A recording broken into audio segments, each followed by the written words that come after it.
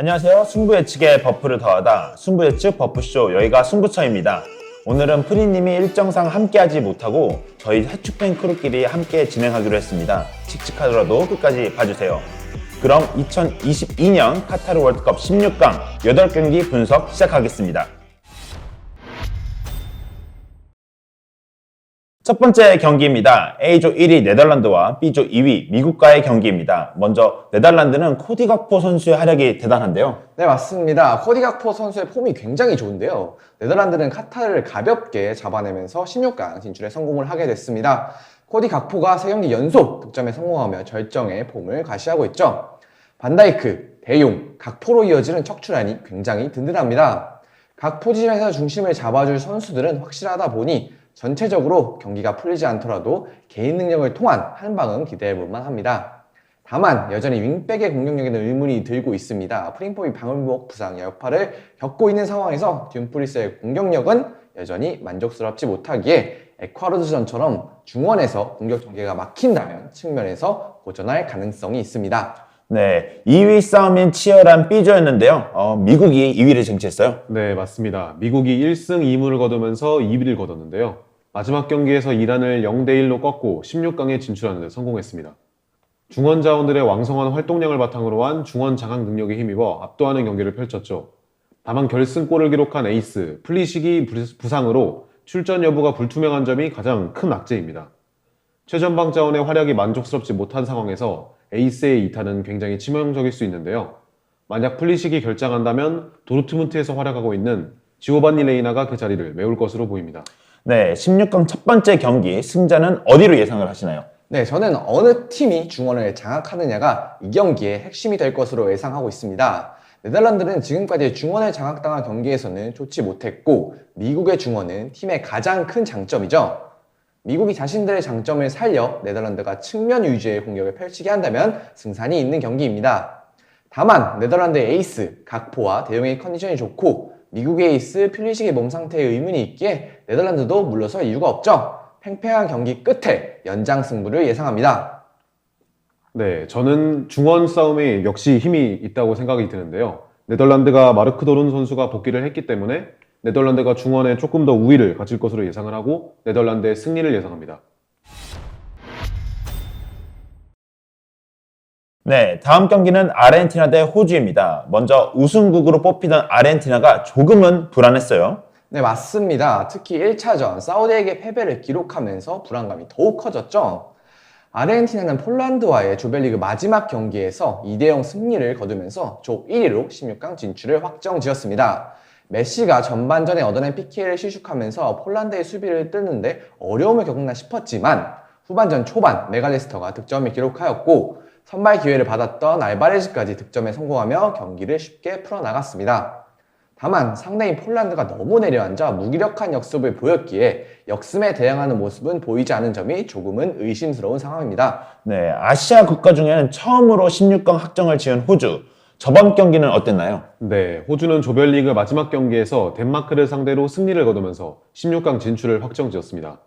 4-4-2 포메이션을 바탕으로 라인을 높게 간격을 좁혀 강한 압박을 바탕으로 덴마크의 공격을 잘 막아냈는데요. 후반전 덴마크가 득점을 위해 라인을 끌어올리자 매튜 레키가 뒷공간을 잘 활용하여 득점을 만들어내면서 승리를 거두는 데 성공했습니다. 제가 생각했을 때는 두 팀 간의 수준 차이가 굉장히 많이 나는데 결과는 어떻게 될까요? 네, 이번 경기는 아르헨티나가 주도권을 잡고 호주는 4-4-2 두 줄 수비를 바탕으로 역습을 노리는 형태로 경기가 전개될 가능성이 높습니다. 아르헨티나가 이번 월드컵에서 꾸준히 상대의 두 줄 수비를 공략하는 데 어려움을 겪고 있는데 지난 경기에서 엔초나 홀리안 등의 기용으로 약간의 해답을 찾은 상황입니다. 다만 호주 역시 레키를 중심으로 한 상대 뒷공간을 노리는 역습이 이번 대회에서 좋은 만큼 충분히 변수를 만들 수 있는 팀이라고 생각을 합니다. 그래도 서서히 폼을 되찾고 있는 아르헨티나의 언더승 예측합니다. 저 역시 호주가 잠그고 아르헨티나가 뚫어내냐의 싸움이 될 것으로 보고 있습니다. 첫 경기 큰 실패를 겪은 아르헨티나지만 경기를 치르며 알바레스, 엔조, 리산드로 등을 기용하면서 정답을 찾아가고 있는 스칼로니의 아르헨티나입니다. 다만 피지컬이 좋은 호주에 비해 신장에서 열세가 있는 아르헨티나기에 세트피스 상황에서는 호주도 충분히 득점을 노릴 수 있을 것 같은데요. 그래서 많은 득점과 함께 아르헨티나의 승리를 예상합니다. D조 1위 프랑스와 C조 2위 폴란드의 맞대결이죠. 프랑스가 튀니지에게 패배하면서 월드컵에서 오랜만에 패배를 기록했어요. 네, 프랑스는 조별리그 마지막 경기에서 튀니지에게 패배를 하게 됐습니다. 다만 1위를 거의 확정지은 상황에서 주전들 거의 대부분을 제외하며 대거 로테이션을 가동한 상황이었기에 큰 타격은 없을 것으로 보입니다. 특히 지난 1, 2차전에서 엄청난 활약을 펼쳤던 그리즈만과 은바페가 모두 후반전에만 출전하며 경기 강박을 끌어올린 점이 가장 긍정적으로 보일 수 있습니다. 이 두 선수가 이번 경기에서 어떤 파괴력을 보여줄지 주목할 만한 부분이죠. 네, 레반도프스키의 폴란드는 어렵게 16강에 승선했습니다. 네, 폴란드는 아르헨티나와의 조별리그 마지막 경기에서 패배했지만 득실차에서 3위 멕시코를 누르고 16강 진출에 성공했습니다. 이번 대회 폴란드는 점유율을 아예 포기하고 두 줄로 내려앉아 수비하고 슈체스니의 선방 능력에 의존하는 모습을 보여주고 있는데요. 거기다가 역습 전술은 전무한데 실제로 이번 경기와 멕시코전에서는 득점을 기록하지 못했고 사우디전에서 나왔던 2개의 득점 또한 상대의 실수에서 비롯된 득점입니다. 네, 그렇다면 결과는 어떻게 예상하시나요? 네, 이번 경기는 프랑스가 압도적인 경기를 보여줄 가능성이 높습니다. 레반도프스키가 있지만 역습에서 별 화력을 보여주지 못하는 폴란드가 이번에도 내려앉을 가능성이 높은데요. 그나마 이번 대회에서 엄청난 PK 선방 능력을 보여주고 있는 슈체스니가 골문을 지키고는 있지만 휴식을 부여받은 주전 선수들이 모두 출전한 프랑스를 상대로 무실점을 유지하긴 힘들 것으로 보입니다. 네, 저는 폴란드가 예선 3경기 동안 보여준 경기력은 슈체스니 골키퍼의 선방쇼를 제외하면 그다지 인상적이지 않았다고 생각을 합니다. 프랑스는 튀니지에게 패하긴 했지만 로테이션을 가동한 경기였죠. 예상보다 주전 중원 조합이 좋은 상황이기에 폴란드를 상대로도 충분히 주도할 수 있는 경기를 펼칠 가능성이 높습니다. 지루와 기본적인 연계 플레이 정도만 해줘도 충분히 은바페, 그리즈만이 해결할 수 있는 흐름이죠. 다만 슈체스니 골키퍼의 폼이 워낙 좋기에 적은 득점과 함께 프랑스의 승리를 예상합니다. B조 1위 잉글랜드와 A조 2위 세네갈의 경기입니다. 먼저 잉글랜드부터 살펴볼까요? 네, 잉글랜드는 B조 1위를 기록하면서 16강 진출에 성공했습니다. 3차전에서 웨일스를 맞아 전반전에 고전했지만 레시포드가 프리킥골을 넣으면서 리드를 잡았고 이후 3대0 대승을 거뒀습니다. 저번 월드컵 득점왕 해리케인 선수가 아직까지 득점이 없는 점이 고민이지만 3개의 도움을 기록하면서 공격에 큰 기여를 하고 있는 모습은 긍정적이라고 볼 수 있겠네요. 네, 세네갈은 막판 극적으로 16강 진출을 성공했어요. 네, 맞습니다. 세네갈은 에콰도르를 꺾고 극적으로 16강에 진출했는데요. 마네가 부상으로 빠진 세네갈은 카타르전을 제외하고는 최전방 자원들의 마무리가 상당히 아쉬운 모습을 보였습니다. 하지만 PK나 쿨리바리가 프리킥 장면에서 골을 기록하는 등 세트피스로 해답을 찾고 있죠. 다만 주전 미드필더 이드리샤 게가 경고 누적으로 결장하는 것은 큰 손실입니다. 네, 그렇다면 이번 경기 예상은 어떻게 하시나요? 잉글랜드는 상대팀이 내려앉는 경기를 했을 때 세트피스로 그 해답을 찾았고 세네갈도 세트피스 득점이 현재 유력한 득점 루트이기 때문에 이번 경기의 관점은 세트피스가 될 것 같습니다. 만약 세트피스로 승부가 나게 된다면 잉글랜드의 1대0 신승을 예상해 봅니다. 네, 저는 미국전을 빼면 손쉬운 승리를 거두며 16강에 안창한 잉글랜드라고 생각을 합니다. 어느 정도 로테이션을 가동한 3차전 웨일스전에서 일찌감치 승부가 나며 그나마 있던 주전 선수들마저 빼주며 16강전을 대비해서 체력을 안배를 했습니다. 네, 반면 세네갈은 마지막까지 살떨리는 승부 끝에 강신히 16강 티켓을 따내게 됐죠. 체력적인 면에서는 확실히 잉글랜드에게 우위가 있는 경기입니다. 세네갈의 빠른 공격진들을 의식하지 않고 잉글랜드가 라인을 무리하게 올리지만 않는다면 잉글랜드의 승리가 있는 경기입니다. 잉글랜드의 언더승 예상합니다. 일본과 크로아티아의 경기입니다. 일본은 죽음의 조에서 1위를 기록하면서 올라왔죠? 네, 엄청난 이변이었습니다. 일본은 스페인에게 깜짝 승을 거두며 조 1위로 16강 진출에 성공을 했습니다. 독일전과 마찬가지로 전반은 버티고 후반에 승부를 보는 전략을 가지고 나와 대성공을 거뒀죠.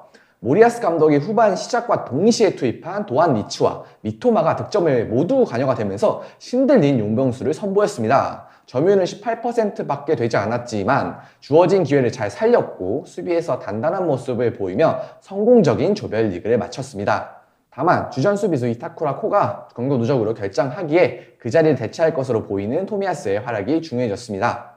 네, 크로아티아는 조 2위로 16강에 합류했죠? 네, 크로아티아는 벨기에와의 무승부를 거두면서 16강에 올라왔습니다. 벨기에의 공세를 간신히 견뎌냈죠. 루카쿠 등 벨기에 공격수들의 찾아온 기회를 제대로 살리지 못한 점이 가장 큰 행운으로 작용한 경기였는데요. 크로아티아의 가장 큰 고민은 공격진입니다. 상대적 약체인 캐나다전을 제외하면 득점이 없는 상황인데요. 페리시치와 크라마리치가 더욱 힘을 내줘야 되는 상황인 크로아티아입니다. 그래도 모드리치를 필두로 한 중원과 그바르디올이 버티는 수비 라인은 여전히 경쟁력이 있는 상황이네요. 네, 그러면 결과는 어떻게 예상이 될까요? 네, 이 경기의 승부는 연장으로 향할 것으로 예상하고 있습니다. 크로아티아의 공격 폼이 좋지 않고 일본이 되려 공격적으로 나설 가능성도 크지 않죠. 두 팀 모두 버티는 흐름 속에 연장에서 승부가 결정될 가능성이 높습니다. 네, 저는 반대로 일본의 승리를 예측합니다. 일본이 지난 경기에서 보여줬던 이 용병수를 이번에도 활용을 한다면 크로아티아를 당황시킬 수 있을 것으로 보이고, 크로아티아는 여전히 답답한 결정력을 해결하지 못할 것으로 보이네요. 다음은 우리나라 대한민국과 브라질과의 경기이죠. 먼저 브라질은 강력한 우승 후보 중 하나이죠. 네, 브라질은 큰 폭의 로테이션을 가동한 카메룬과의 조별리그 마지막 경기에서 0대1 패배를 당하며 골득실 1개 차이로 아슬아슬한 2위 수성에 성공을 했습니다. 골키퍼까지 바꾸며 16강전을 대비한 브라질이었죠. 그럼에도 2.25라는 좋은 XG를 기록하면서 후보 선수들 또한 만만치 않음을 증명해냈습니다. 다만 추가 시간에 실점을 허용했고 21개의 슈팅이 모두 득점으로 연결되지 않으며 패하고 말았죠. 스위스전부터 상대의 끈끈한 수비를 공략해 득점을 만드는 데는 조금 어려운 브라질이기에 집중력 있는 수비를 펼친다면 이변이 발생할 가능성이 있습니다. 또한 에이스 네이마르의 발목이 좋지 않고 주전 풀백 다니엘 역시 부상이 있기 때문에 나이가 많은 알베스가 수비 불안을 노출할 가능성도 충분히 있습니다. 네, 도하의 기적을 만들어낸 대한민국이죠. 네, 대한민국은 로테이션을 가동한 포르투갈에게 극적인 역전승을 거두면서 2010년 이후 12년 만에 16강에 합류했습니다. 호날두의 큰 도움이 있긴 했지만 선제 실점을 허용한 이후에 끝까지 포기하지 않고 역전을 해냈다는 점이 가장 긍정적으로 보이네요. 황희찬이 돌아와서 최고의 활약을 펼쳤고 중원 역시 포르투갈에게 밀리지 않으면서 최고의 경기를 펼쳤습니다.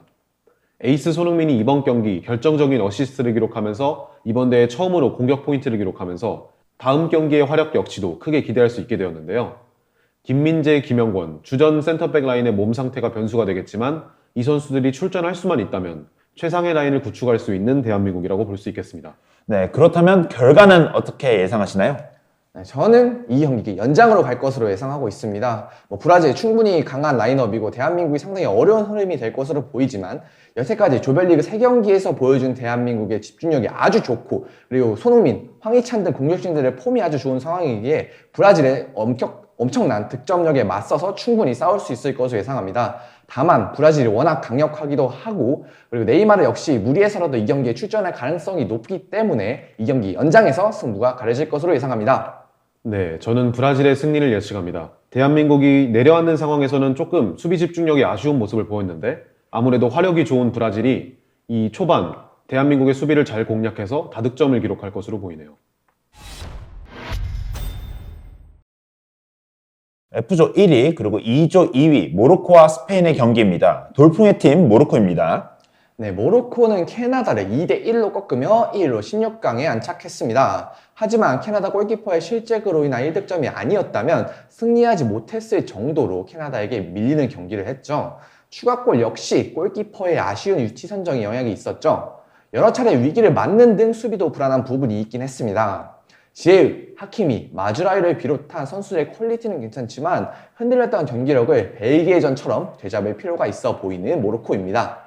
네, 스페인은 일본에게 패배를 기록하면서 2위로 진출을 했어요. 네, 스페인은 일본에게 2대1로 패배하면서 2위로 내려앉은 채로 16강에 진출했습니다. 대거 로테이션을 가동하면서 여유있게 경기에 나섰으나 후반 시작과 동시에 기어를 올린 일본에게 역전을 허용하면서 무너지고 말았어요.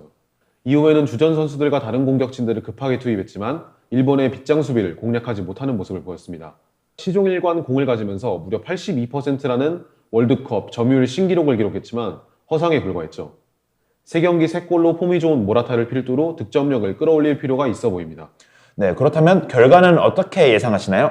네, 이 경기는 스페인의 승리를 예상합니다. 일본에게 불의의 일격을 맞긴 했지만 로테이션을 가동했고 코스타리카전에서 7골을 이미 넣었을 만큼 득점을 많이 한 경험이 있죠.